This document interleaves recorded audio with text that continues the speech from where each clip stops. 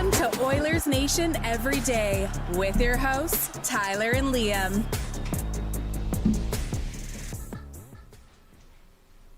Sir, the Edmonton Oilers have won a fourth straight game. 4 in a row for the Oilers. It was either a George Bush joke or we were popping champagne. We flipped a coin. Landed on that. Welcome into Oilers Nation Every Day. We are live from the Sports Closet studio. Check them out online at sportscloset.ca. Giddy up, Liam. 4 in a row for the Oil. The show, a presentation of Bet365 hockey fans. Check out Bet365's 3-goal early payout. When your team goes up by 3, you get paid. It's that simple. Download the app today. Must be 19. Plus, please play responsibly. Layman. Yo. Oh, you. Hey. You What? have April Fools. I fuck. Boom! Bang! That was also good in consideration to beat the lead. Whatever. God. I wish I had a holder for this thing. For what thing? Like a little hook. You just tug it up, and every day it just sits here. Then I just grab it. Arm of the chair would do the trick. But this way it's not going to get anything on it. Feed it the other way and put it around your mic stand. But I did that, but then it got tangled. I'm in a pickle. I might get one here. Or maybe I could hang it on my Heart and Hustle Award. All right. We're on fire today, folks.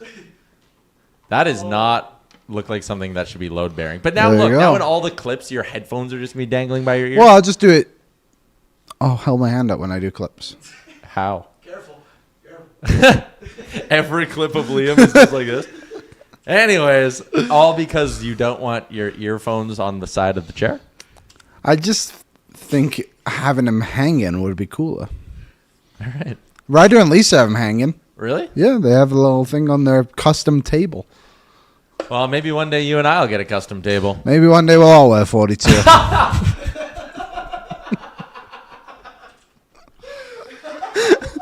Oh, listen, we're not getting canceled for these, but like, there's a line at some point here. We gotta dial it in. Anyways, welcome into the show today, everybody.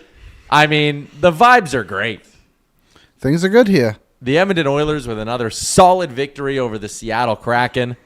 That is a Seattle team that we'll get into it a little bit later on.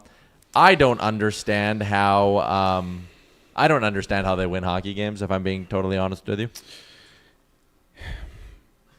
They do lack a lot of finish. Mm-hmm. So, And we ain't talking Eli Tolvanen. no, we are not. Certainly not. Only Finnish guy on the team, I would assume.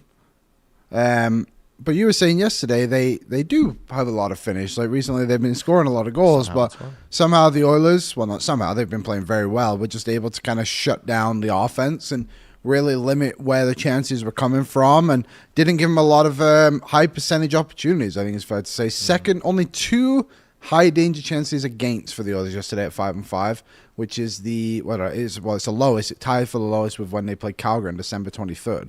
So really good game. They got their goals early. I do get a little bit worried with this team when I don't think they sat back. I think Seattle did do a good job of pushing, but just didn't produce as much. But good win nevertheless.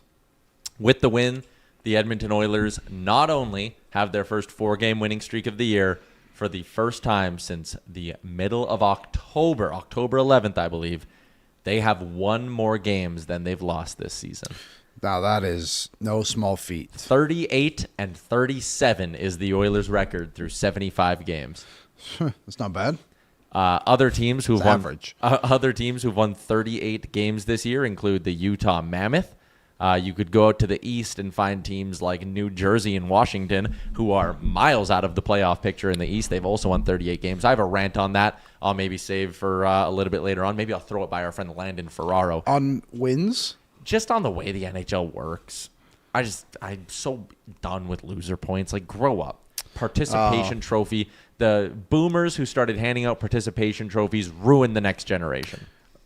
Agreed. But I always think it's very ironic in a way that people in North America don't like games ended in ties, but they're all okay with giving losers a point. Mm-hmm. I just don't get it. Like, Just don't give him anything. There is no reward for losing. When you lost. When a baseball team, 6 strikeouts for Kevin Gosman on the morning so far. Nice. Is he on our team? Oh, is he on your guys' Dingers and Haters League? Is he? Far, I know we had a bit of a hiccup in the draft process of that thing. This is everything I've wanted it to be. Yeah. I just get an alert whenever a guy on my team hits a home run, and I get alerts when one of my starters is playing, and I got something to watch. I got to set all that up properly. I only have it on my laptop right now. I got to get it on my phone. Out of my 9 players, only one of them has hit a home run so far this year. How many home runs do we have? Oh, like 6, 7? Sick. We got guys. 6, 7. Ooh, man, don't do that. But yeah, we're tearing it up. And for casual baseball fans like us, Liam, this is perfect. Yeah. I check it once a night at the end of the night, and I go, who hit a dinger? Perfect. I'll check it at the end of the season. Your guys' team, your Liam's Loud team. Yeah, that's us. Oh, make some noise. You guys are 7th in the league right now. Out of how many? Out of 10. It's not bad. Not bad. Top 8 go to the playoffs. So anyways, in baseball, when a game goes to extra innings, they don't just say, you know what, half a win for you guys and a win for you guys. You just lose. In the NBA, when a game goes to overtime, you lose. You lose. In the NFL, when a game goes to overtime, sometimes you tie. Sometimes you tie, but you but lose. More often than not, you lose. You lose. I just don't like it. We'll talk about that later on. The Edmonton Oilers with a win last night, 4 in a row. They've won more than they've lost. They've also increased their playoff chances on MoneyPuck.com to 98.9%. And if they win on Thursday in Chicago, that number will go up to 99.6%. Nice. We are getting very, very close, and I could honestly probably do the math on their magic number here with 7 games to go, but we're maybe a week away from clinch miss here, Liam. I just looked here. When do you think the last time the Oilers had a 4-game win streak was? Did they win 4? No, they lost game 1 against Dallas.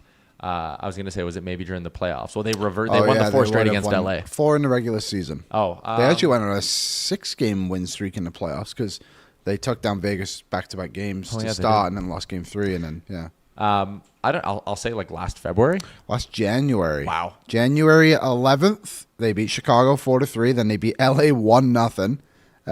Minnesota and Colorado back-to-back games, and that was the last time they won 4 in a row in the regular season.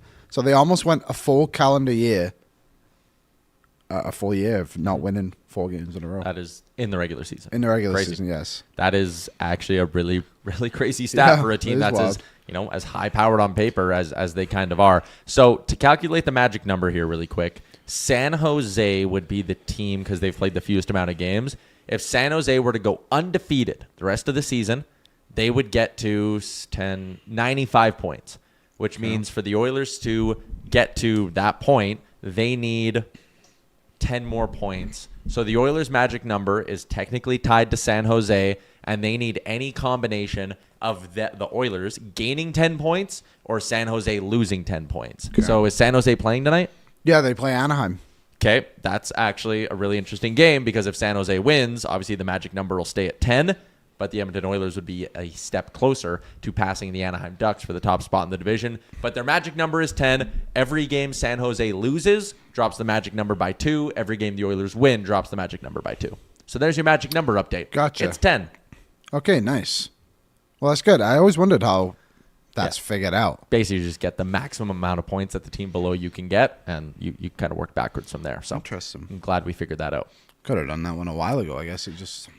Well, it's really complicated. It's easier to do towards the end. Yeah, it's complicated to do with like 2 months left in the season just because there's so many different combinations of teams that can factor into it in the NHL. Right. It's a lot easier to do in a sport like baseball where it's like you and another team fighting for the top spot in the division. Totally. All right. Let's get into our game recap, Liam, and really dig into that win last night. Our game recaps are brought to you by Derek Dodge Edmonton. It's the beginning of a new chapter for Derek Dodge as they are under new ownership, bringing a fresh approach, a new energy, and a renewed focus on customer experience. And right now, they have an unbeatable deal. Look at the bottom of your screen. Buy now, go to Las Vegas. That's right. Leave the lot with your new vehicle, and flights and accommodations for a trip for 2 to Las Vegas are on them. A deal that's tough to beat at Derek Dodge. Visit them at 6211 104th Street Northwest or online at derekdodge.com. Speaking of our friends at both Derek Dodge and Capital GMC, I got my eyes on the new Nation whip, the new Nation truck, we'll call it. It is beautiful. Beautiful. We're stepping into the 21st century. Damn. Welcome. Yeah. Anyways, excited to show that to everybody on, potentially tomorrow, Liam, because we're going to be live at Capital it'll be there. We're going to be at Capital GMC Buick tomorrow to do our show. I wonder what they've got for drink options. Ooh. That's going to be a big selling point for me. You know, last partner didn't mind going 2 minutes away from my house, get a good cup of Joe. This one, it's at least 20 minutes away from my house. But if they can provide me with a good cup of Joe, then I think we'll be in good relationship. I'm gonna go today to test the internet, and I'll scout it out for you. And if there's nothing there, I'll be like, hey guys, so Liam's gonna be here tomorrow. I don't know if he is. He's English. He really needs a cup of coffee. So if you guys can make that work for us, that'd be great. Last night, Liam, I would chalk that one up to being another, what I'd call another very mature win for the Edmonton Oilers. And they've racked up a number of them as of late. Like that win that would have been last Tuesday against Utah, 5-2. You gave up a couple of goals, but I looked at that and went, man, did they ever play solid? And we talked about blocking shots, keeping the other team to the outside. Against Vegas, maybe a little bit more scattered at some points. In moments, yeah. Anaheim, you dealt with a very high-octane offense that the Ducks have, but found a way to kind of bend and not break for most of that game.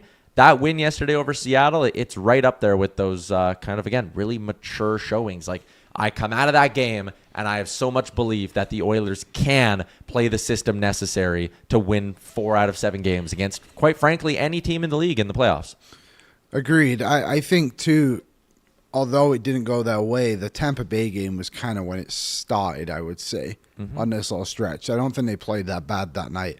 When I watched the replay after watching Hoppers, follow my letterbox. I think just overall, the pairings have seemed to line up really well. They seem to have just been able to gain a little bit of chemistry here. And as they've been going, it's not a huge upgrade, but obviously Curtis Lazar came back. I think he's come into the lineup and helped things out a little bit too over Gerventi. But I just think the consistency they've been able to find, and Knobloch hasn't changed the lines a lot, but with that said, he's not really been given a reason to change the lines. They're not trailing in games. They're not really falling apart at all. Even the Vegas game, like you said, at moments it certainly was a bit sporadic, but you look at the way they scored goals, and I don't think those were system breakdowns. They were individual failures, if you want to label them. Maybe failures even harsh, maybe some bad luck. Yeah, too. A bit of bad luck. But overall, I still think they deserve to win that hockey game. And I think these last 4 games, the Oilers came out on the right side of it, and deservedly so. And it's really good timing to get going, not only because of, obviously, the playoffs are coming up in less than a month, about 18 days probably. Yeah. You're playing every team in your division over and over again. And you need these wins more than ever. So if 3 games in a row, they've played a Pacific Division opponent, even if you honestly, you could really say 4 because Utah is probably could be their playoff opponent. They're going to be in the bracket. Yeah. And they've won all 4. I'm happy with them. Totally. Last night, and I want you to pull up the chart that you guys had on the screen before the show that you found, Liam, the shot graph. Last night at 5-on-5, the Seattle Kraken only had 2 shot attempts from a high danger area, according to Natural Stat Trick. Only 1 of them hit the net. Yeah. Look at this chart. 3 shots, if you count that home plate area, shots from the middle of the ice or in front of the net, Seattle only had 4 through the entire game at 5-on-5. You combine this with what was last night, 14 block shots again for the Edmonton Oilers? I'm not sure, to be honest. I'll look. 18 block shots for the Oilers. You combine those 2 numbers, the lack of shots from the middle of the ice, the number of block shots, man, that, if this kind of defensive attention to detail can be repeated, this team is going to be just fine come playoff time. And I'll say this again, they'll be just fine no matter who their opponent is. As much as I laugh at Seattle for being hey, they can't score, they have a rather anemic offense and all of this stuff. And like Ryan says, the Oilers boxed them out. Yeah, they just didn't give them anything. And it is a Seattle team that's 3rd in goals at 5-on-5 over the last 10 games across the whole NHL. 3rd in goals. And last night, they mustered up 1 shot on net from in front of the crease. Yeah, 16 block shots, by the way. I don't know how much that number's changed, but either way, all 3 numbers we all spat out were good. If you just go back to that, Aaron, again, because I think the left side even gives the Oilers more credit. Because although on the right it says, like you said, that home plate area is 4 shots. Look where those shots are coming from. Like, the only one that really is dangerous is the one that came right in front of Connor Ingram. The rest of them, like, really high up. So, a couple obviously in the face-off circles as well. But Ingram said in his post-game, he's like, did I even do anything? And I think he sold himself a bit short. I thought he played a really good game for Edmonton, as he's done for a little bit here. So, the other side of it, too, where you said, like, if the others can play like this, you don't fear any of them. The other teams, Anaheim's the only team that has an offense. Correct. Like, Vegas, I'm not really worried about them. Utah, sure, they obviously have a couple of guys, but again, like, Anaheim and Utah both lack a ton of experience. Like, I do think Edmonton will likely play Vegas in all of this when it's all said and done, and I think it'll end in 5 again, maybe less. Not to get too ahead of myself, but like, the goaltending's been brutal. They look slow on the blue line, and they just aren't scoring like they usually do. I mean, look at those numbers, right? I know the other side of it. Edmonton's doing all this, and when was the last time they scored a power play goal? Yeah, power play last night. It was 0-1. It looked terrible. Yeah. They did. It came at the end of the second. They couldn't even get in the zone. Or sorry, end of the first. End of the first, they had one. Yeah, they got in the zone with like 20 seconds left. That was their only opportunity. They couldn't even break in. So, I think it's really good that the Oilers are scoring at 5-5. They're defending well at 5-5. The penalty kill has been really solid too as of late. More consistent for sure. Everything's working at the right time, besides the one thing that has literally worked for them all season, the power play. And do you not just have the utmost confidence that when Leon's back, the power play is totally fine? No doubt in my mind that first power play they get when Leon's back, they score, and it'll be him. Honestly, I'd put $20 in it right now.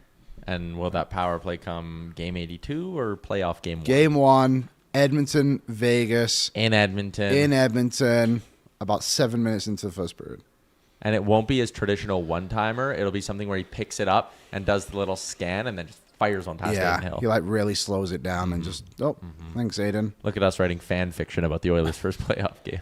Yeah, first time I've done it. Keeping along with the theme of the game, the Oilers did a great job boxing out in front of the net, as we talked about. They did a great job keeping Seattle to the outside, but if there was an opportunity, Connor Ingram was there to stop it. The first Oilers goalie to ever record a shutout on his birthday. Wow. Happy birthday, Connor. Well done. Birthday shutout. There you go. Birthday shutout, birthday shout-out. 1.44 goals saved above expected. He's played really well. What's his save percentage at? What's his numbers on the season? .898 on the season. Let's For the go. first time this season, the Edmonton Oilers have a goalie who is above league average in save percentage. Well done, Connor. And he deserves it. And it's, again, save percentage is a team number. Team played well. The team's playing well. I hope they play well on Thursday for 2 reasons. 3 reasons. 1, Tristan Jarry needs them. 2, we're going. 3, the Germans are going. Yep. Those are my 3 reasons. Germans looked like they were having a great time yesterday. Lady having a sitting in the great row time. in front of them was escorted out by police Really? in the third period. I'll tell you about it after. It was a scene. Damn. Scenes. Scenes from Morning Skate. One of the things we're going to chat about with our friend Landon Ferraro in a little bit is the battle in the bottom 6. But Liam, Oil to the Max is alive and well. I have a cricket machine at home. Not the sport. Oh. The Printing. Heat press. And my fiance has mentioned a couple of times she can make T-shirts on it. I'm wondering if I can wiggle something up here. Maybe a couple of T-shirts in the future, custom. Oil to the Max. Yeah. Then I can stop writing things on my stomach. But in all seriousness, like, he's just playing hockey. He's just a boy. And all he did was go to the net, and it might have hit him in the head. I don't even know where it hit him. How many times have we sat here this year and I've banged this table in front of me? Not a custom one, it's just from Amazon. How many times have I banged this table in front of me and gone, go to the net and good things will happen? It's like they tell you it when you play bleeping pee-wee hockey. Go to the net, throw pucks on net. That's how you score goals in the NHL. And this guy is just, he plays such a simple, direct game. If he sees a body, he hits somebody. If he sees a lane, he goes to the net. If he has a shot, he takes it. And you just look at all this, and like I see the joke here from Apple iPhone, but like, yeah, it's about damn time we start calling it the Max Jones trade instead of the Trent Frederick trade. I scored one less goal than Frederick. Oh, no, Frederick has 5 now. Give him some credit. I just think he's done a great job of forcing himself into the conversation. Like, game 1 of the playoffs, I don't know how you don't play him, to be honest. And if it's on merit, he's in the lineup. I don't know how to fix this lineup together. It's not broken. I just mean like place everything together. Because obviously you have Frederick coming back at some point, potentially tomorrow, I think, or at least by the weekend. Knobloch said Tuesday, Thursday, or Saturday. So it could be any of those days, Yeah. not Tuesday. I'll go ahead and add that he could return on a Monday, a Wednesday, or a Friday Yeah. as well. If the day ends in Y, he might play. There's a chance. Colton Dock, obviously, like he came in and I thought had a good impact as well. But while Max Jones is playing well physically, he's scoring some goals as well, and I think that's he's been really good. And I would like to see him in, and I think too, like he just deserves credit and to be rewarded for that from what he was. He was a first-round pick. He was a power forward who just scored goals and generated offense his entire career, junior career. Came to the NHL and it hasn't worked out. And what is he now? He's probably like 27, I would think. Mm-hmm. And he's turned himself into like a legit fourth-line player who we didn't talk about him at all yesterday when we were talking about players who like could possibly return. Like, how could you not think about him? You know what I mean? Like a young guy like that who, again, like his ceiling is probably what he is right now. But he's a useful piece. And again, he's not going to cost you anything. I would think too, for someone like him, my assumption would be like he would also be more than willing to come back and play for this team, knowing that they give him another opportunity to get to the NHL. If you bring the trio of Clattenburg, Jones, and Doc to camp next year and say 2 of you guys are making our team, yeah, I mean, put Lazar in that mix and say 3 of you guys are potentially making our team, you're guaranteeing that you're going to have some hard workers in your bottom 6. Totally. And I like Josh Szymanski on that line yesterday. He blends in well. Again, like, I just don't see him making mistakes. Szymanski? Yeah. He seems to have found his identity a little bit Yep. over these past couple of games. Jones is cake. I agree. He is cake. He's good. He really is. He's done a great job. And I don't want to get ahead of ourselves because I have zero expectations for this guy. Mm-hmm. But he just he deserves everything he's praise. getting. Yep. I like him. Big fan. Big Max Jones podcast. His 3 goals are 1 more than Rico, 2 more than Yaremchuk, 1 less than Trent Frederick. You know, shout out efficiency. Again, one of them went in off his head. You know that Gordon Ramsay one where he's like, idiot sandwich. It's like, you idiot sandwich. Then the other one, it's like him with like the child. It's like when a puck goes in off their head. Me with Max Jones, me with Matthias Janmark. Like if a puck goes in off Janmark's head, I'm like, he doesn't get credit for it. Yeah. Like, no. Jones, a great positioning. That's a hockey player. He put his head there. He wanted it to go off his head. Yeah, he was trying to do that. Let's get to our Bright Dental bright moment of the hockey game, Liam. It's brought to you by Bright Dental, a family dental office located in St. Albert, open Monday to Friday from 8 to 8. Bright Dental is Blue Diamond Invisalign provider, so you can schedule your free dental scan with them today, but they also offer a full range of dental services, including same-day crowns. Give Bright Dental a call to book an appointment at 780-458-2333, or for more information, go to brightdental.ca. Nothing made me smile yesterday more than when I got home and I'm watching the post-game coverage and I'm flipping through things on Twitter and I watch Connor Ingram's interview with Gene Principe. Aaron?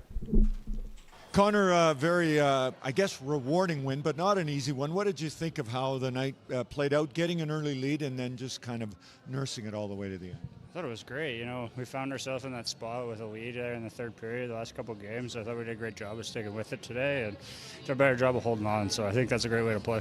What did you think of your role in holding on to that lead and making sure that Seattle didn't score? Did I really do anything? Well, I think you made some stops, did you not? I don't know. I saw them. I mean, they made my job pretty easy today, so I'll take it. Well, you're being very kind in regards to your effort and your result, but it's been one heck of a season for you. You turned 29 today. Birthdays can be reflective. What would you say about where you are right now, not only in your career but in your life? I'm getting old. found a couple gray hairs in my beard recently.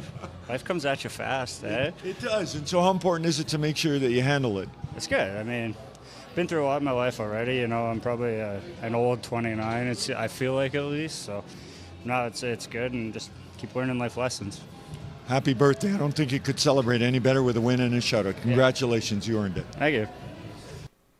Thank you. He knows what he just did, right? Like, it just seems like he's... Oh, yeah, I just, I was playing hockey with my friends today, and then it's my birthday, I guess. Yeah, a couple of the guys said happy birthday. That was cool. I made some saves. Yeah, it was solid. It's pretty awesome. I'm a pretty old 29. I found some grays in my beard. Connor Ingram, we were born in the same year, and I still can't grow a beard, my boy. So, yes, I'll say you're a bit of an old 29. Very Maybe interesting, I'm just man. a young 29. Maybe. Where's he? Kamloops. That's where he played as junior? Probably. Yeah, he did. 904, 922, 927 with his time in Kamloops. Pretty impressive. That's Devin Dubnyk numbers. No, Doobie was probably better numbers. Bo, Ingram is such a warm dude. He's like Jack Campbell, but good. I would not compare. Knowing what I know, I would not compare those two personality types at all. You know who he's kind of like? Stuart Skinner. Little bit. Yep. That's actually probably more along the lines of who he reminds me of. Very similar. But yeah, I mean, just having a guy like that who, if you don't think that energy rubs off positively on his teammates, you're wrong. And that's not like, I don't want to turn this into a compare him to Tristan Jarry and how they speak. Because, again, Mike Smith wasn't giving post games like that, and teammates loved playing with Mike Smith, right? So that's not the point I'm making, but I do just think that with this Oilers team, again, they rallied around Stuart Skinner a lot too. I think they respond pretty well to guys who are humble like this and really kind of have that, hey, I give credit to the team before I give credit, or I take credit myself. And I think it's good too when you consider something like Calvin Pickett obviously left this team, and it kind of devastated him. I think I think that's an overstatement. And I think to have someone like Connor Ingram who feels like he could make really subtle jokes and make the room laugh on accident, to be honest. But yeah, he seems like he has a really good personality, and he just fits in well with what the others are wanting there. So it's good to see. It's kind of refreshing as well. Like even the other day when he had his post game against Vegas, and they asked him if he would fight Aiden Hill, and he looked and was like, "What? No, what?" And he just didn't even answer the question and just moved on. But his facial expression was one of just kind of laughing it off a little bit. But yeah, he seems like a good dude. Come through a lot too. The fact he's at this point. That's what I mean. He's got good. That. And it's obviously not directly comparable to to Pickett's situation, but he has that redemption arc angle to his career that makes him a lot easier to root for as well. Both Pickett's from Manitoba. But good Prairie boys. Yeah, good Prairie boys. Yeah, good Prairie boys.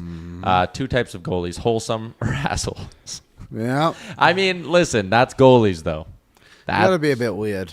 Yeah, you gotta be on one end of that kind of range. Yeah. That's fine. Anything else? Oh, apparently Ryan Rishaug tweeting that Staying Alive was heard blaring from the Oilers' room. By the Bee Gees? I'm assuming so. Maybe the DJ Khaled remix? I hope not. You hope it's the Bee Gees? I just don't think DJ Khaled deserves that. I'm not a big DJ Khaled guy. Even though Lil Baby's on the song? I only like Lil Baby. Is he the same guy as Da Baby? No, different babies. But they do songs together. That's Baby on Baby. That's stupid. I know. Stupid on stupid, some would even say, Liam. Gun to your head right now, Connor Ingram's next contract. $3.6 million. $3.6 million? Yeah. Your thoughts, Jay? It's not a game day. 3.6? No. I'm going to say 2 by 2.95. Wait, what did I say yesterday? I think it said 3.2 actually yesterday. Okay. So just something around that. If every day we give different guesses, eventually we'll be able to look back and say we're right. Why do you think it'll be so low? I don't think there'll be a tremendous market for him. I don't think there's a lot of spots around the NHL open. There's actually kind of a lot of goalies kicking around right now. And I think he's going to recognize that he's in a really good situation. He's young, despite what he said about being an old 29. Yeah. He's still 29. If you come here, you play a couple good years, you go on some playoff runs, you have a chance to really cash in at 31 years old, which is still, again, really young for a goalie, especially a guy who doesn't have a lot of miles on him. I just think he might be the best goalie on the market. It's him or Skinner, ironically enough. Unless Bobrovsky doesn't retire, obviously we'll see. He's had a bad season, but he's also old. Yeah. But yeah, he's actually old. 37. Yeah, he is legit old, man. Yeah. Not that old. Old athlete. I'm trying to look here quickly at the goalies. There's like, but again, there's not jobs, right? Like Philly's going to be in the market for a guy. Detroit, if Talbot retires, but again, are they not just like bringing up a Kosa or something like that? But maybe those teams who want the goalies will bid for them. That'll be a problem. But I think my comparable is Stolas. All right. I don't think he has the resume for Stolas. 8 strikeouts for Kevin Gausman. How are we doing? How's Kyle doing?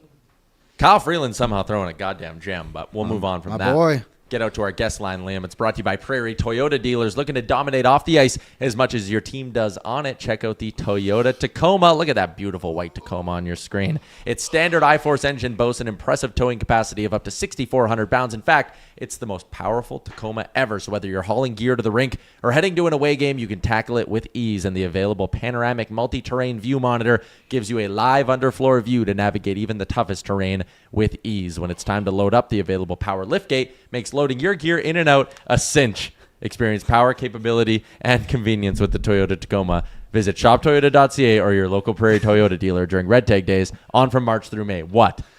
I just yawned and Aaron told me to shut up. You can hear him yawning while you're doing the ad. Sorry, my Toyota. Usually you're so excited when I tell you about the panoramic multi-terrain view monitor. I looked it up yesterday. Okay. It's as cool as it sounds. I'm sure. Landon Ferraro from Sports 1440, Sportsnet former NHLer, joins us. Landon, how's it going? Good. Hey, good job getting through that. Like, there was a lot going on in that ad read. Yeah, I mean, in the studio. I'm trying to tell people about the panoramic multi-view monitor, and Liam's yawning because he's so damn bored of me. But anyways, big win last night for the Oilers. They've won 4 in a row for the first time this season. Let's start with Connor Ingram, just because we were kind of on that conversation. Not sure if you heard the interview with Gene. He's just comes off as so kind of positive and wholesome, and I think we're seeing right now a team that's like playing really, really strong in front of him, blocking a ton of pucks, all that stuff. Yeah, I mean, you got to feel good about yourself when you're getting wins, your team's playing well. Like, that already makes anyone feel good about themselves. But, look at his last 18 months or so and what he's gone through, what he's kind of dealt with and what he's come back from, and getting himself into the American League and then getting himself up here and playing well again. Like, there's a lot to be really happy and grateful about. And he's someone that, you can tell really does appreciate that side of it. What do you think his next contract could look like? Obviously, we had a mini debate there. It's weird to think about now, comparables. You only really have one summer with the way the cap's going up, but I don't see him getting any more than someone like Stolarz, who's $3.7 million. Yeah, I mean, for whatever reason, 3 sticks in my head over a couple years. That kind of just sounds right. I'll be honest, I'm in my second year of this. The contract sides is still tricky. Like, throwing out numbers is tough. And, to me, it's almost like goalie interference at points where you start to think you get to like a handle on it, and then with how the cap has changed, rules change again, you're like, okay, I'm starting from square one again. Mm-hmm. But like three at 2 years kind of sounds right to me. Yeah, and I think to me, he'll want to stay. He likes where he's at. Again, like we were just talking about, being happy where you are and comfortable and appreciative of the opportunity that was given to you after putting in a ton of work and taking advantage of that opportunity. But to me, there's a difference of a guy that hasn't been through anything in his career and just kind of jumping around, even if it means, an extra $500,000 or whatever, even $1 million, to some guys that have gone through stuff. Just being in a spot that they're happy and comfortable means so much more. Yeah, and that's kind of where I was going to go next. Is like I really think a guy like Ingram, who's kind of gone through some personal hardships and some struggles over the last 12 to 18 months, I think he could really value comfort and fit in an environment that like really, really works for him. Being a Western Canadian boy, maybe that plays into it too, all of that stuff. Moving off of goaltending, another big positive that's not just come out of last night, but come out of the last few games. The way the bottom six is playing right now, Max Jones gets on the board with another goal. They had a shift last game where all three of them registered a hit, I think, in the same shift. Curtis Lazar is back healthy and buzzing. And eventually this is going to create, assuming guys get healthy, one injury can always throw things off. But like when Frederick and Doc are back, I mean, you probably want to get them back in the lineup, but do Lazar and Jones deserve to get taken out? Like, what do you do when guys start getting healthy? Like, has any one of those bottom six pieces done enough in your mind to like make them a lock in this lineup? I mean, to me, Frederick has to be, simply because of, the commitment that is made to him already. And then on top of that, the fact that before he got hurt, like his game was actually starting to come along pretty good. So to me, he's in there. But like, honestly, with how long playoffs are, especially for a team, even though there's now been a good amount of changeover, the guts of this team and the most important parts really have been here for a couple long playoff runs now. And so looking at that bottom, like the fourth line, and kind of looking at four guys there, telling them and having a conversation of like, you guys are almost going to be on a rotation. It's not going to be one game in, one game out, but like, we need your energy at the absolute max every time you're on the ice. And if we can work as a group of four, I know everyone wants to play every game, and if you get on a heater, you're obviously staying in. But at the same time, like, let's use all of us to get through this and really bring a ton of energy and physicality in the bottom. I think you can get guys to buy in that way, especially when you're at a point where, it's winning a Stanley Cup. It's not, some little thing where, you want to make sure you're getting all your minutes and everything. Like, these guys will do anything to make sure their name ends up on a cup. Yeah. Just quickly, you said you have Aaron Weave practice lines? Yeah, Szymanski's out. And who's in? Frederick. Frederick's in. So yeah. Good job, Landon. You absolutely nailed it. There we go. I was going to ask too, like, if you look at those defensive pairings, it seems like they've really formed a good group of six there in the way it's laid out. And I think specifically because of how well Nurse and Murphy have been playing. Well, what do you see in between that duo that's honestly like allowing Darnell Nurse to find his game here for the last probably about 5 or 6 games? I think everything that I was hoping would happen when Connor Murphy was brought in and those two put together, it's two defensive players that don't need to worry about the offensive side. Darnell does have offense that pops out once in a while, but his game shouldn't be going out and looking for that. It's being hard to play against, being physical, playing those tough minutes, being on the PK, doing all those things. And for a while there, and every time that his game does slip away a bit, it's because his game opens up. And now being with Murphy, and clearly the message is your entire job is to not get scored on and make life for the other forwards miserable, especially getting closer to the front of our net. They got to feel it. And when you give guys like that a clear message, and that's how Murphy wants to play anyway, and I think when Nurse gets dialed back into that, you see the best come out. And that's not a pairing I'd want to go out against constantly through a 7-game series. You're going to get the extra cross check, the extra smack in front of the net, all those things. They're annoying to play against and tough. So to me, it's a perfect pairing to bring those two into bringing out their best abilities, but really opening up above and below in the lineup as well, of taking those hard matchups away and letting Bouchard and Ekholm get those secondary matchups and opening up Wallman and Emberson even more as well. Hey, moving off the Oilers a little bit, what'd you make of the Golden Knights on Sunday making their coaching change with 8 games left in the regular season? I don't know if you've ever been in a room that's had like a mid-season coaching change. You've probably never been in one where it's happened that late in the season, but like, man, what kind of a shock would be coming through that room with, again, 8 games left and you get your coach gassed? I would imagine a pretty big shock. I had a ton of coaches through junior all the way through my pro career. For somehow, I basically made it through my entire career without having one changed in the middle of the year, except for in Frankfurt, the COVID year. I signed there for 2 months, and after a week there, the coach got fired. I had no idea what the heck was going on. People were getting fired all over the place. I'm like, I signed for 2 months. Get me in and out of here.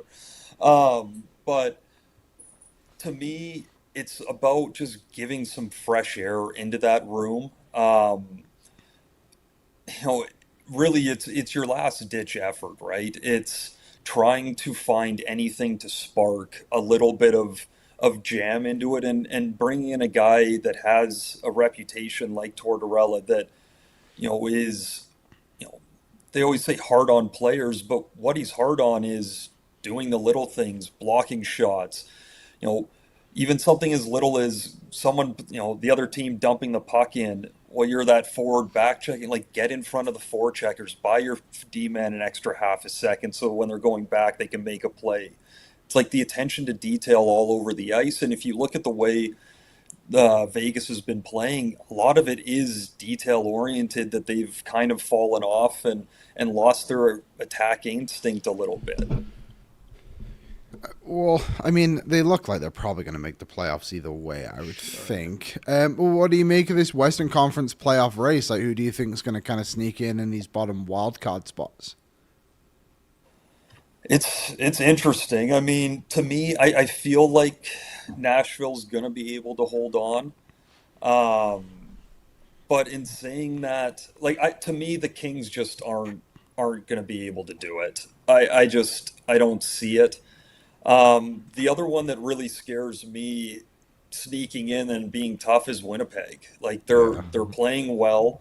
If they get in there, I did a game against Winnipeg versus Vancouver here in town. Was it 3 weeks, a month ago, whatever, and they were just starting to kind of figure it out again. And you're looking at that team and you're like, there is no reason they should be where they are in the standings, especially with their top line.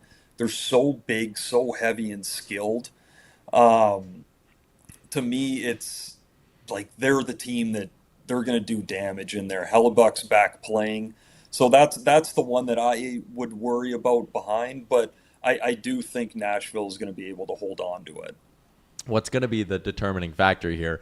Nashville in the next week, next 6 days, go to LA twice. They go play there tonight, and they got to play there again next Monday. Like, that's 4 points right there. That's probably going to decide that spot. And where that actually kind of screws over the Jets now is you're chasing both LA because you're tied with them, but they have a game in hand, and you're 1 point back of Nashville. There's now 2 days on the calendar here where one of those teams is getting 2 points, and the other one might scoop up a loser point.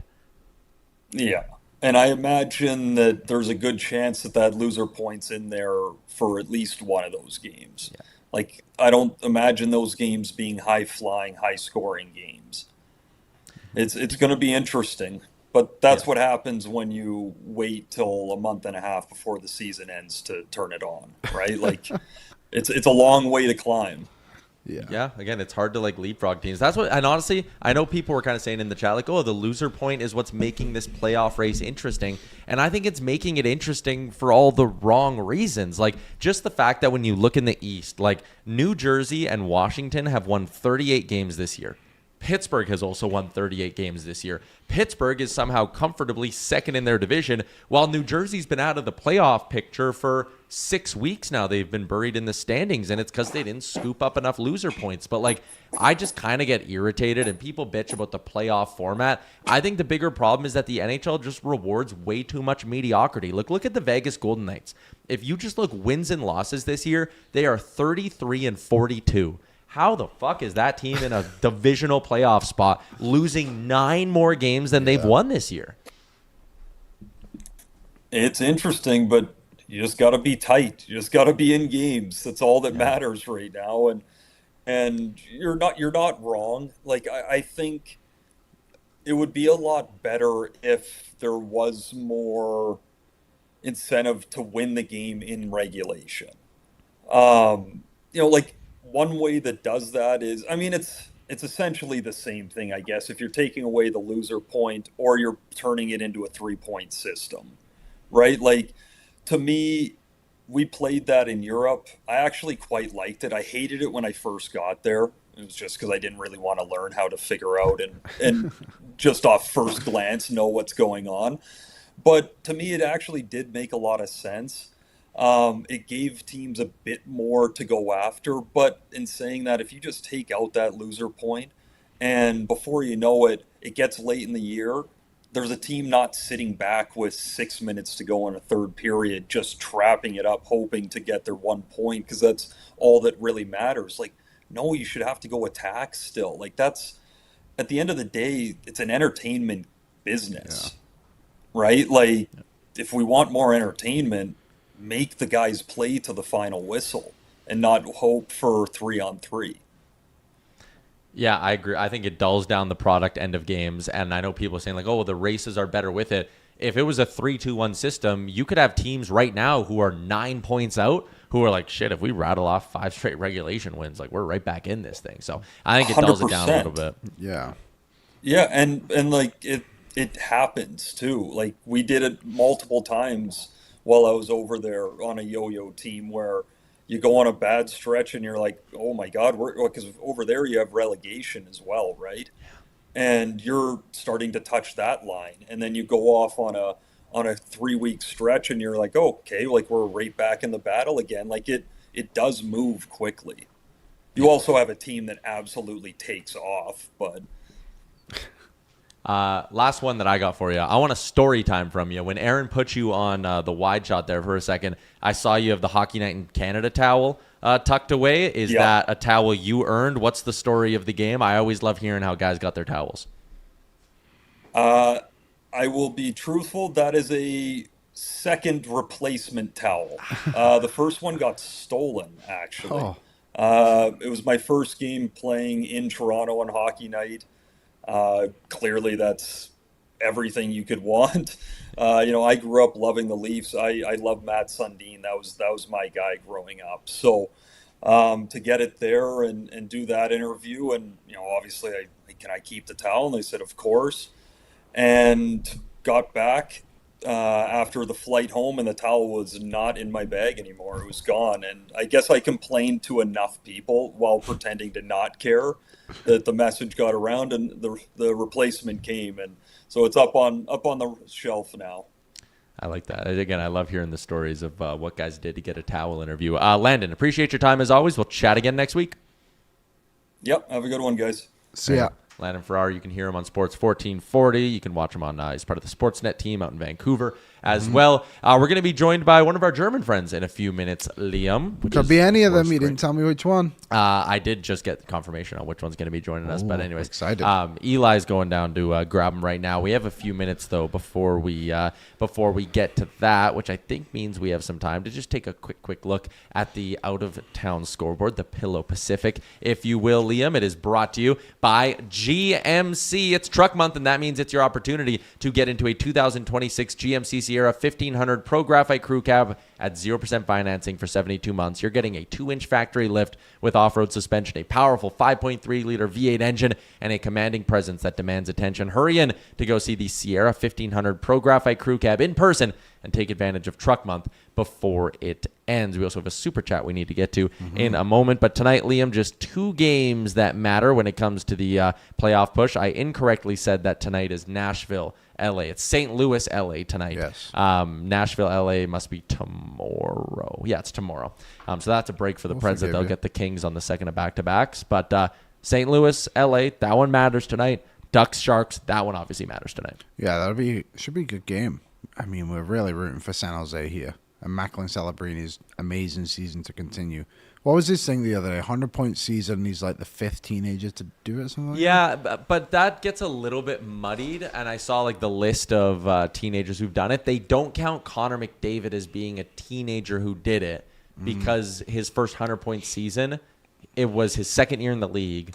He was 19 when the year started, but he turned 20 in January, so they don't count him. So it's a bit of a muddied stat. So he's one of few teenagers who started the year as a teenager and finished as a teenager to get 100 points. Pretty much. Either way, When's his we all birthday? like to discredit these stats. Let's just all agree that it's a quite staggering season either way. Yeah. And as Aaron just did, a tip of the hat to our friend Macklin. Yeah, and the Sharks right now sitting 2 points back of the final wildcard spot. Like, weirdly enough, they're in the driver's seat. If they just win their games in hand, they leapfrog everybody. The Sharks? Yeah. But they've had that for them for a while. I did hear a rumor that, and I don't clip this, Eli, because they won't get many views. RJ Celebrini, there's not a 0% chance he's playing in Edmonton next season. Not the Oilers, but like within the Edmonton region. How old is he? Bantam. I believe he's coming up to Bantam, or maybe he's 1 year short. And he might be coming to play hockey in Alberta. Yeah. Pretty cool. That'd be interesting. Yeah, some good programs here, so that's why he's coming. Cool. Maybe coming. I don't know how true it is. But Something to keep our eyes on. to ponder on, Yeah. if you care.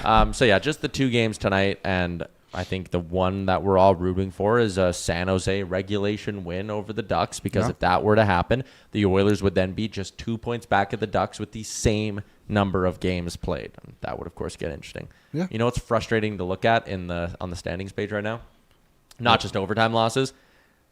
Anaheim 8-0 in shootouts. Oilers 0-3. My theory is correct. I don't need to look outside of those 2 teams, but like young teams care, old teams want to go home to bed. All older teams. Sharks 2-1. Yeah, not a coincidence. Interesting. What are the Kings? 4-8. There you go. Older team, don't care.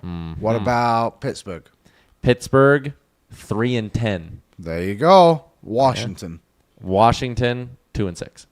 Exactly. My theory is Couldn't correct. tell which way you were going to go with Washington. Could have gone either way with all of them. Columbus 6-2. Young team. I've always Buffalo? said they're a young team. 5-0. Young team.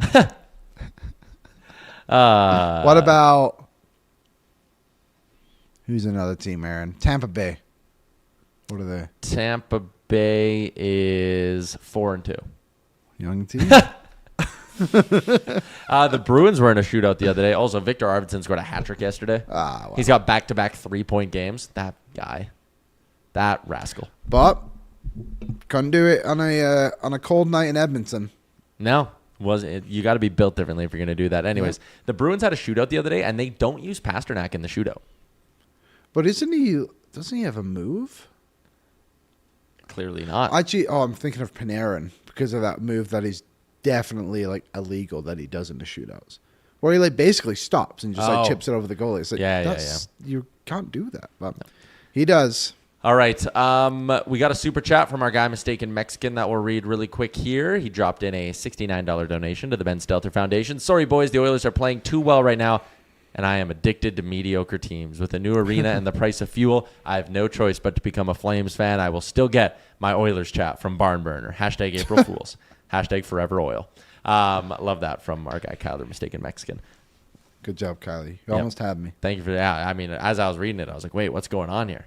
Oilers are playing too good. Also, mediocre doesn't quite describe the Flames. No. Below average. Flames, like most teams in the East are sniffing the playoffs in the West. The Flames would be dead last. Not even close. All right, as we bring in our friend from Oilersnation, Germany, there's a couple of events I want to tell everybody about, including the first one, which is our Nation Playoff Draft. You are actually just kind of running out of time to get in on this if you want to grab a table with you and your friends. Friday, April 17th at the River Cree Resort and Casino. You can register your team now at nationgear.ca, and here is how it works. You grab your crew. You pay the $1,000 entry fee. It gets you a table of 8.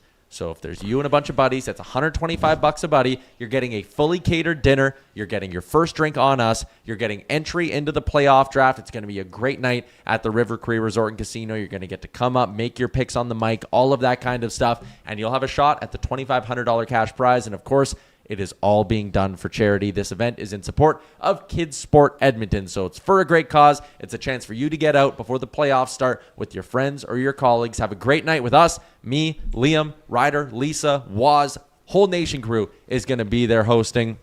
You can lock in your team now, like I said, at nationgear.ca as we welcome in our friend Nils from Oilersnation Germany. How you doing? I'm doing great. Great. Really, really great. Have a great time here. Thanks for having me. Yeah, thanks for coming on. Yeah, really excited to have you on. And, I mean, you guys might be good luck. What's the winning streak at now for you guys going to Oilers games? I think we're at 4 straight now, just like the Oilers. So our first trip actually was the worst.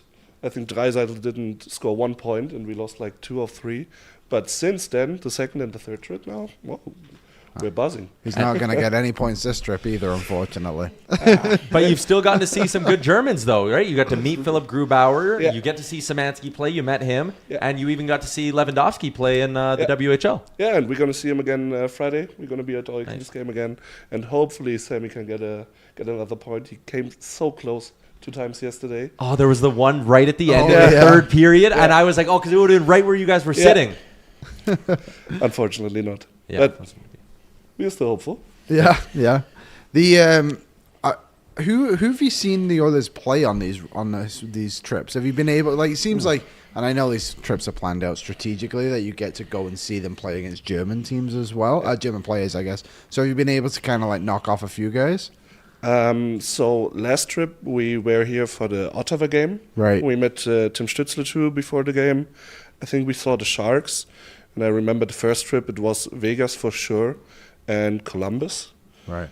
and I think the Ducks, but I'm not sure. It's 6 years Was ago. Nico Sturm on those Sharks teams? He might have been on one of them. Think Maybe, so, yeah. Okay. But you got to meet Grubauer yesterday when you guys Yeah. were outside the arena. What was he like? And, like, what's kind of the reaction from players when you get to meet them and you explain to them, like, what you guys are doing? So he was awesome. Yeah. He has that sick Bavarian accent, which I love. It's just so funny to hear him talk. The funny thing was there were like 6 or 8 guys from us who went there earlier to catch him. Yeah. And when the rest 20 or 22 people arrived, they were just talking. And he just saw that German mass of 22 people walking towards him.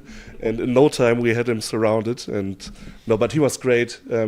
He was a bit late for practice. I think he was one of the last players, which typical goalie. So he had to hurry a bit, but he took his time. He took photos with everybody that wanted it. And the same with Timmy 3 years ago. They're just so nice. They're so happy to see fellow Germans that it's always awesome. It's just awesome.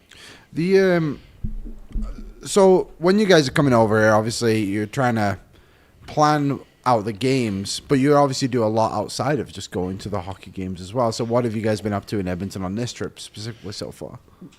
So we were supposed to be at Elk Island yesterday. Oh, yeah. But because we had the opportunity to go to the morning skate, that fell short. And after that, we're going to head over to Commonwealth. We get a tour of the Edmonton Elks. Yeah. Facilities and stadium tour. Cool. Pretty pumped for that. Yeah. Seeing such a big stadium in Canada. And tomorrow we will be curling. Oh, nice. Pumped for that. 3rd time. Last time my team lost, so I'm seeking revenge now for 3 years. Right. So From that's going to be practicing. great. It's hard in Germany, but I Yeah. try to. And then we're going to see each other on Saturday. Saturday. Before the Vegas game. That's a good chance for me to promote that one more time. One last round with our friends from Germany. If you want to go this Saturday at Greta, 5 p.m., we're doing a little send-off party for everybody who flew over from Germany. So you can join us. Ryder and Lisa from The Sauce are going to be hosting it. We're going to be having a great time with a little pregame party over at Greta. So good. And again, you do some of the podcasting. So that's a natural tee-up you just gave me there. That's good. Let's go. Let's talk about the game a little bit last night. I kind of said it felt like a very mature Oilers win. They didn't give Seattle a lot. What did you like about their effort? I think it was just a 60 minutes full, concentrated, powerful effort. You didn't give Seattle much, and what you gave them, Ingram saved. So it was, I think, we start to see a little bit of playoff hockey from the Oilers against the Ducks too. That was a close game. And it was just... I don't know, like 10 minutes in, there was no worries. Yeah. I was like, well, we're going to win this, I think. I thought we going to win a bit higher, to be honest, but just mature, 60 minutes, full effort. And, that's the way we like it, I think. Yeah, it seemed to, the first period was great. Obviously, 2 goals, and they really seemed to think, when you watch those games, you're like, oh, Jones scored, Kapanen scored, surely Hyman knew Joe McDavid's going to chip in with one as well. But did you go to the Olympics and watch a game, or was that a few of the other guys? How was that experience if you did? Oh, it was awesome. It was a dream come true. Yeah, I bet. So that was great. But other than that, I was a bit disappointed, to be honest with you, because from a fan experience standpoint, it wasn't what I imagined. Really? Maybe my hopes were too high, but in Milan, I think there was only figure skating, and the hockey Olympic spirit was very divided to the other, where the alpine skiing and stuff were going on. But the game itself, we watched Germany beat Latvia, their only win. Oh, first game, of the Olympics. It was like in an exhibition ground where you just put an ice ring in. I think it fitted like 6,000. Wasn't it just like a warehouse essentially? Yeah, more or less. So it was all just metal, steel beams, seats, and the concession was gruesome. Just €7 for a small Corona. The next day we went to the big arena and saw Czechia play France and Finland versus Sweden, which was great. The atmosphere was great. But I won't forget the big Czech guy, drunk as hell because he was pre-gaming the whole day in Milan, standing in front of the counter and it's like, 1 beer please. And they're like, we only have Corona like this size for €7. And he was, what is going on? And the arena also, it was still very raw, so they couldn't finish it in time. So there was nails sticking out, cables hanging behind the scenes. There was not a single TV on the concourse, so if you're out, you're out. You don't see nothing. But the Czechs brought energy. Yeah. It was loud, it was good. We had a great time, great trip with the guys, and it's just beautiful there too. We saw the cathedral, so it was a great experience all in all. I just imagined it a little bit. Well, you think Olympics, it's going to be like grandiose and there'll be things kind of to do everywhere and all of that. And it was just, like you said with the arena, it felt like very rushed to get everything kind of done there. Everything, yeah. And also you arrived at the train station and it was like a 1.5 mile walk. There was one cafe open which sold beer. With a line, I think we waited 30 minutes for 4 beers. It was just like not thought through. Yeah. But as an European, that's typical Italian too. So I have to say that. Not surprised. Whenever you guys come, I love that you bring us a bunch of like German snacks and delicacies and all of that stuff. When you come to Canada, is there anything that you're excited to get that like you can't get back home?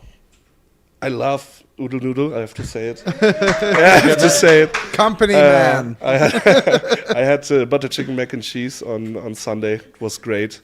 I love a good Denny's breakfast. Have to do that. Pancakes and stuff. I'm a good eater.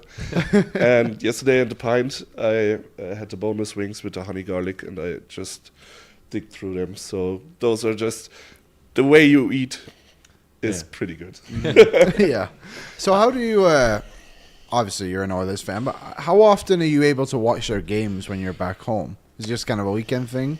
More or less, yeah. So I have to admit, back when I was in school, so the games, for example, yesterday, the 7 p.m. start, it's 3 in the morning for us. So that's hard. When I was in school, I did a lot of games. I think I had seasons where I watched like 85-90% of the games live. Wow. Now you're at work. It's a bit tougher. You need to sleep. You get older too. I'm 30 now, so it's not that easy anymore. I try. I always, when I stand up, I'm with half my eyes open. I just on my phone swishing everything away so I don't see the score. Right. Then watch the highlights, and then after work, when you have a bit of time, you watch more highlights and just try to figure out how the game went and was, and just. You just try to follow the Oilers as much as possible. Sometimes it's more because you have a lot of more time. Other times it's just not possible the way you would like to. But you also have other hobbies, work and stuff. So it's getting harder, but I still try to follow. So when the Olympics were going on here, especially in the gold medal game, there was a lot of complaining from North American fans of like, oh, the game's at 6 a.m. But for you, that must have been awesome. Like as a European fan, like you're like you said, like you don't get to watch the Oilers on much NHL on a regular basis like we would, but to be like have that so accessible, I would say, even to your TVs. So I was like watching all these great players play. That must have been nice for a couple of weeks. I would lie if I would say it wasn't nice, but I understand the complaining. It's hard. It's really hard, and it takes a toll. But I always think, and no offense, but it's just a lack of understanding European fans Agreed. for some sort. We are hockey fans too. We love the sport too. Maybe not. We are not so many as here, but it was great for us. Yeah, We had a great time. Well, I'm a big soccer fan, Bolton Wanderers, and every Saturday I wake up and I watch them with my dad at 8 a.m. In England, it's a great time. It's 3 p.m. You have the full day to build up. It's the first thing I do to kick off my weekend, and I would never change that. And I think maybe that's why I understand the European side of it a bit more. It's like, oh, well, I have to get up early for these games. We can kind of flip around on things, but yeah, I think I don't want to say arrogance, because I don't think that's fair, but a lack of a sympathy, I guess, is probably the way to do it. Kind of. You guys obviously have a really big crew with you, and a bunch of you have done this trip in the past. You've been here before, but you guys got some newcomers this year as well. What's that been like, kind of showing them around? Oh, it's great. It's great, and they're soaking it all up, and to see them enjoy it the way we did 6 years ago, or respectively 3 years ago. I would think we are 30, and I would think you can split that group right in half, 15 people who are new, and 15 who already know their way around. It's great to see them soaking it up. Yesterday in the lower bowl, you just saw their eyes light up, and yeah, it's just great to see them enjoy it. The package we put together, big shout out to Christian, Tim, and Alex, and Kennedy for sure. Yeah. We just try to get together a great experience. We had good feedback so far, and we just hope everyone enjoys it for the rest of the trip. So is everybody? Not everyone's German, right? It's a bit of a European trip. At least it was last time. Is it like that too? So this time we have an Italian with us. Oh, nice. Yeah. How did he feel about yesterday? Not good. Not so good. That's too not bad. Good. We have Andy. He's also part of Oilersnation DE. He lives in Switzerland, in Zurich. We had Tim. He lived in Basel a long time now. He's moved to Berlin. So we're international pretty much. It's just the language connects us. Yeah, and that's all we need. And the Oilers connect us for sure. Awesome. So we're going to the game with you tomorrow. So we're fired up about that. We'll put a few back with you guys, and hopefully we can see the Oilers win 5 in a row. But thank you for popping on the show. Thank you for having me. All right, there you go. Nils from Oilersnation Germany is part of the crew that we have coming out here. Thank you very much for popping on. You're good. Thank you. Where would you want to go? What's the trip? In Europe? Yeah, what's on the list for your trip? Well, I used to live there, so I don't need to go to England. No. Definitely not Paris. I'll tell you that much. I'd actually like to go back to Germany. When my dad was in the military, he used to live in Germany. My first couple of years on this earth, I lived in Germany. So I lived in Bielefeld. So I'd like to go back there and see it. I've always been very curious about Croatia. Beautiful country. My dad, my dad was in the military, for those who don't know, lived in Bosnia for a few years. And on their kind of days off they would get in camp, if you want to call it that, they would go to Split and places like that in Croatia. And he showed me some pictures, and beautiful spot. I'd love to go there. Speaking of Bosnia. Yeah, big win. Well, let's get into it with it's what's trending, what's happening. It's a presentation of the River Cree Resort and Casino, your home for great performance. Musician and comedian Morgan J is bringing the Goofy Guy Tour to Edmonton on May 23rd. The 9 p.m. show already sold out. They've added a 6 p.m. show, though, so you can still catch his wild style of interactive auto-tune. Tickets are going fast. Get them at rivercreeresort.com. Again, 9 p.m. show already sold out on May 23rd. They've added a 6 p.m. show. You can get your tickets for all these amazing shows and events at rivercreeresort.com or at the River Cree box office. River Cree Resort and Casino. Excitement. Bet on it. Tyler, you didn't answer that question. Where would you go? Where would I go? I mean, you know me. I'm a big golf guy. I wouldn't mind, again, to go see the Open or something, wherever it is in a given year, would be really, really cool to keep it sports centric. A guy I know went to Rome and played the course where the Ryder Cup was a couple of years ago. Really? Yeah. That would be sweet, right? To kind of tie that into it. My answer would be Spain. Liam, have you ever been to Spain? No, I've never been to Spain. Okay. Spain would be cool. I'd love to go to Madrid and see the Bernabeu, which is where Real Madrid play. But maybe more of the new camp now, which is where Barcelona play, because the Bernabeu just did a big renovation, so it's not quite as still iconic, but not what it was, I guess you could say. I'd love to do a tour of famous European stadiums, but it's just kind of hard to do. But that would be nice. Speaking of again, Bosnia. Do you want to take it away here? The office was buzzing with footy talk yesterday. Yeah, obviously if you don't know, the World Cup is coming to Canada this summer. Canada, US, and Mexico. And yesterday, Bosnia and Italy played each other, and whoever won in that game, it was a one game knockout, would go on to be in Canada's group for the World Cup, and Bosnia won. Now, Italy, for those of you who don't know, a huge soccer nation, won the World Cup in 2006. I think they're 3 or 4 time winners, and they have not won a knockout game at the World Cup. I've been saying my facts wrong. They did win one game since winning the World Cup, and they've now missed 3 straight World Cups. There's a whole thing of how that qualifying went and how they didn't deserve the outcome they got. Hey, if you're that good, win your damn games. That's all I have to say. You're Italy, for goodness sakes. Let's do it. So Bosnia won on a shootout, and now will face Canada at the World Cup. Pretty cool. Shout out our what is his title? Boss, I guess.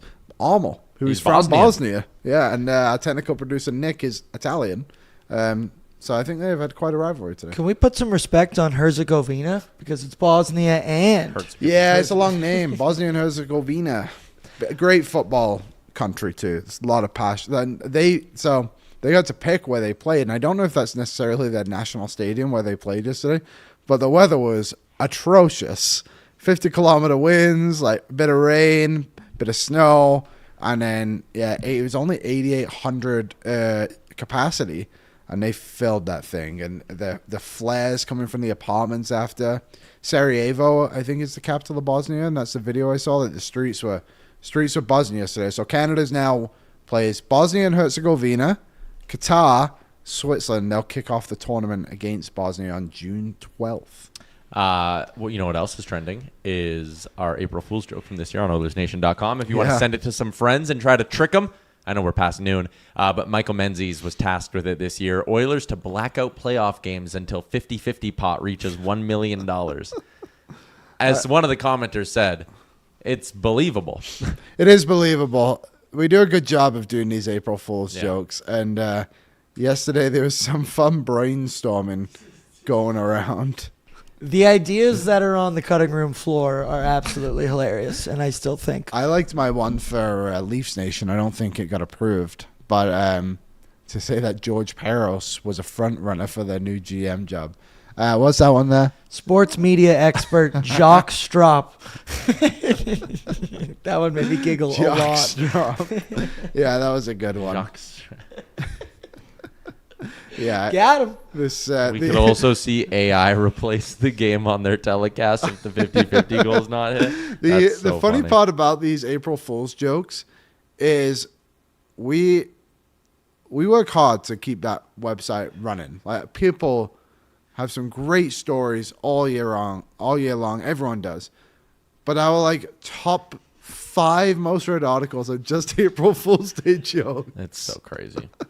All right. It gets me. Let's wrap up the show one more time. Our friends at Bet365, tired of waiting for the game to end to get paid? Are you ready to move on to puck drop? That's why Bet365, an official partner of the NHL, they have the 3-goal early payout. If the team you're riding with goes up 3 goals at any point in the game, they'll pay your bet out early. Hockey moves fast, and now with 3-goal early payout, there's one less thing you have to wait around for. Bet365, download the app, see what early payout is all about. Must be 19 or older. Please play responsibly. There was a cool thing on Bet365, Liam, for the World Cup that I had pulled up. You can customize who's going to come first and second in a group, and it'll spit you out the odds. So they don't have Canada's group up yet, but for England's group, they're with Croatia, Panama, and Ghana. Do you think England wins? Of course. Who comes in second in the group? Croatia. Ghana just sacked their manager, and Panama doesn't have the firepower. Ghana, if you went England, then Ghana, it'd be plus 300. England, then Croatia is minus 120. Yeah, it's a very likely outcome. Croatia's a good team. You got any other ones on there? I just clicked away from it. They don't have Canada's group, so that's really the only one I understand. I'm assuming because it just got decided yesterday. So. Yeah, maybe. All of them just got decided yesterday. Iraq qualified, beating Bolivia. A lot of first-time teams, Curacao, Haiti. It should be cool. And that's the other thing that's hilarious about this Italian team not making it, is that it's the first 48-team World Cup, and they were just not good enough. And now they're all complaining. But Europe gets the most open spots to qualify, and Italy still wasn't good enough. Love it. Tonight in the NHL, Avs are minus 450 favorites against the Canucks. Jesus. How's any update on Cale McCaw? Not playing. I think the plan is week to week, give him time to get up to 100% for the playoffs. But he'll play. Yeah. Yeah, okay. Sounds like what it's was the not final like score yesterday of Colorado-Calgary? Was that yesterday? That was 2 days ago where they smoked them. It was 5-0 at least. Was that yesterday? No, that was 2 days ago where they waxed them 9-2 or whatever. Right, because I saw... here we go. Jared Bednar. I'll be Bednar. He's going to be okay. He's going to miss some time. Nothing serious, though. I just wish it was the other team's goalie and I could smoke him in the head again. We're going to shut him down for a few games and see how he goes the rest of the way. End quote.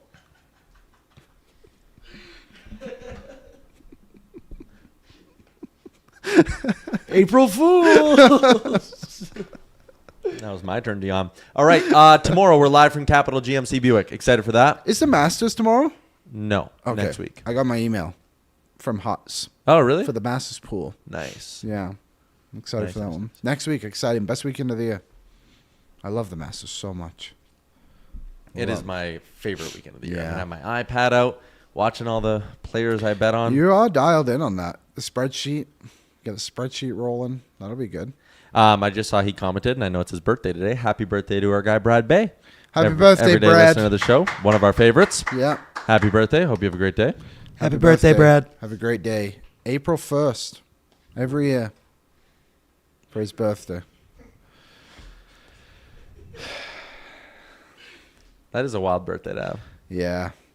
Probably better What than if it's an April Aaron's. Fool's joke and it's not his birthday? Well, he gets us every year.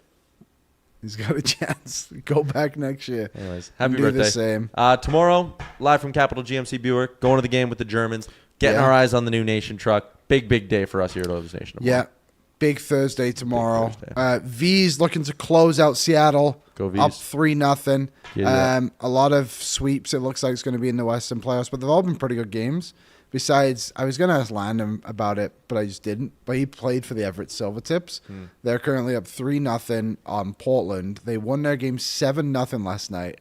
And a Portland player finished -2, got first star of the game. I just thought that was hilarious.